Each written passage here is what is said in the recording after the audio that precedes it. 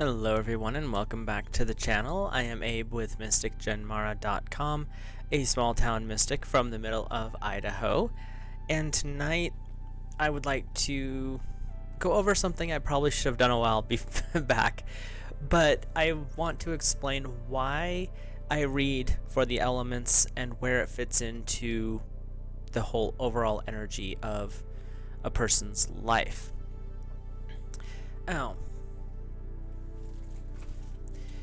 So, first we're going to do a little philosophy, because that is a huge part of this type of work. Any form of tarot is philosophical to a point. And, sorry, I want to show one more thing if I can find it real quick.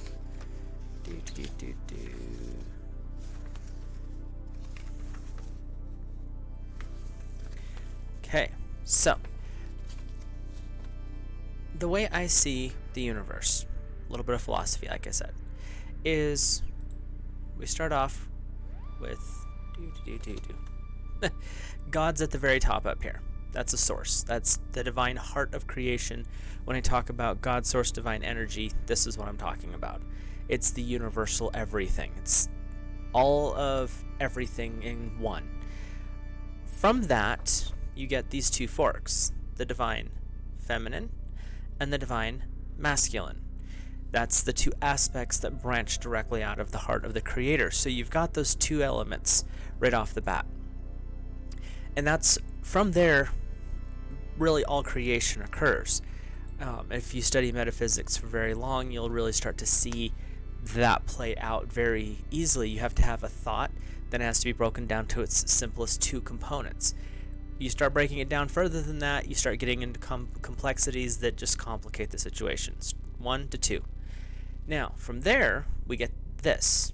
And I made my own little diagrams. Yes.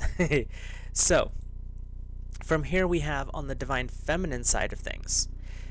The most feminine element is water, oddly enough, but it's also the most emotional. It's, when you look at what it means to be divine feminine, the water embodies that completely.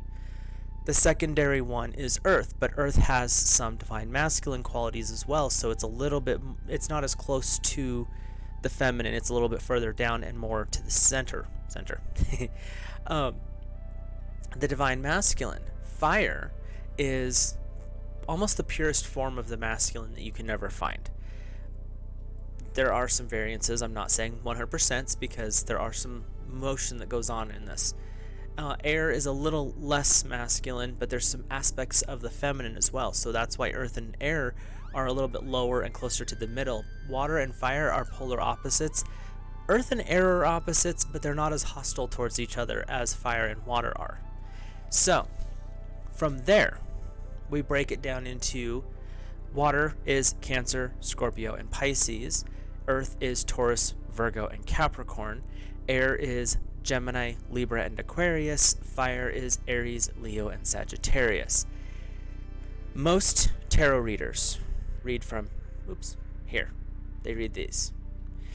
Which is fine, because that's really close to a person. Your zodiac sign, contrary to a lot of people's theories and thoughts, is really closely tied to your person. Those aspects, especially if you get a full chart done, those really do lay out. Like when I got mine done, I was like, oh, this will be really interesting. 22 pages later, I feel like these people sat down next to me and have been documenting my life. It's super accurate because of the history that goes along with it. And when I talk about if you have earth, air, fire, and water in your charts, I'm talking about one thing at a time. Get this off the screen. I'm talking about right here. Air and water scores. Fire, earth, air, water. For me, personally, my air and my water are extremely strong. I have 28 air, 19 air, or 28 water, 19 air. Big time Pisces. But I also tend to be more tied into my emotions. I'm fully aware of that. That's part of the reason that I have to be careful when I'm working with people, especially in a hostile environment like for my day job, because if it gets rough, my first response is to take it to emotions. So I have to work the air aspect of that very, very heavily to keep me towing that line. So for me, and when I started studying this, I work with the elements easiest. I've been working with elemental energy of some form for the entirety of my spiritual journey. Where I started was understanding what it meant in the God source energy. Once I could see the divine masculine and divine feminine, the next level was earth, air, fire, and water, and how it affects your body, your mind, your soul, the world around you, because those are the 4 building blocks of all creation on this planet.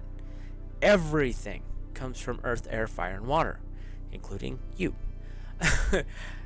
You just happen to be a little bit more connected down with Cancer, Scorpio, Pisces, Taurus, Virgo, Capricorn, Gemini, Libra, Aquarius, Aries, Leo, Sagittarius. But if you go to the heart of that, of each of those clusters of zodiac, you have the 4 primary elements. That's when I read tarot and read I Ching and things like that, I work with the 4 elements. It's very comfortable for me because I've been studying and researching that for a long time. But this is kind of where I should have had this video out sooner so you'd understand. If you had questions as to why I read the way I do, this is why. Because for me, breaking it down into the zodiac signs, I want to start reading for an individual person. When I read for a group, reading for water. That's easier than trying to read for Cancer, Scorpio, and Pisces. Not that it's hard, but I want to put a face with a name when I'm working that level of energy, even though that's the next step below that. That's the way my brain works. So I just figured I would drop in here, make a quick little video, nothing too extensive, but go over kind of my thoughts and philosophies.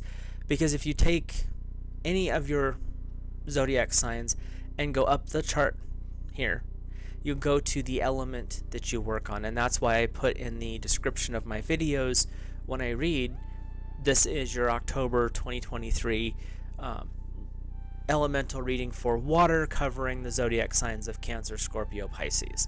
I put that in the description so you know what the general energy I'm working with is towards. So, but when you start looking at it from this perspective, the zodiac is way more detailed than the elements, but the elements are more detailed than the divine masculine feminine, which is more detailed than trying to read for just one source reading. And I could read, if I chose, for anyone who watches the videos. Well, that's fine, I could do that. But I would rather read for the smaller groups because that way you can kind of mix and match. And when I read for the elements, as I showed in the paperwork here, when you read for those elements, or when you have your birth charts done, it explains the elements. So you can pick the top 2 and watch those 2 videos. Or you can pick, the top, if you're high in 3 of them, you can watch those 3 videos.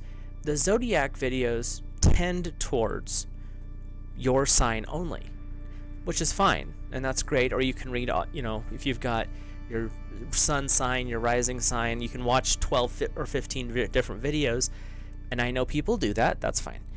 I do mine so that you can go to your highest elemental energy. For me, it would be water. You can watch the secondary, which would give you the 2 aspects of the highest frequency of what is coming in for you, because that's your 2 highest connections to the zodiac, and that goes all the way up into God source energy. So that's kind of how I read. That's the reason I do the way I do. I may eventually start reading for zodiacs. Depends on kind of if there's a call for it. There's a lot of people who read for the zodiac, and for me, this is where I started. This is a little bit more comfortable for me. I could probably do the zodiac. I just have a little more research to do. But that's why I do what I do. It's God, the divine masculine, feminine, and then the elements. And that's where I started my studies 20 years ago, was with the elements. So for me, it was just like the next logical step is to start reading for them. I will put a link in the description if you're interested in getting your charts read or done, completed.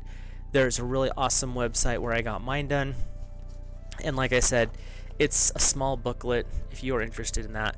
And if you've already had them done, that's even better, because then you can just go through and figure out earth, air, fire, water. What are my top 1, my top 2, and then you can pick those videos if you're interested. So, like I said, I hope that cleared some stuff up and wasn't too confusing. You can drop any questions or comments down below, even constructive criticism, because I think we can all use, a little bit of constructive criticism, not being rude, just, saying, hey, you could do this a little bit different, might be better. So with that, I will let you go. Have a great rest of your week and enjoy the elements.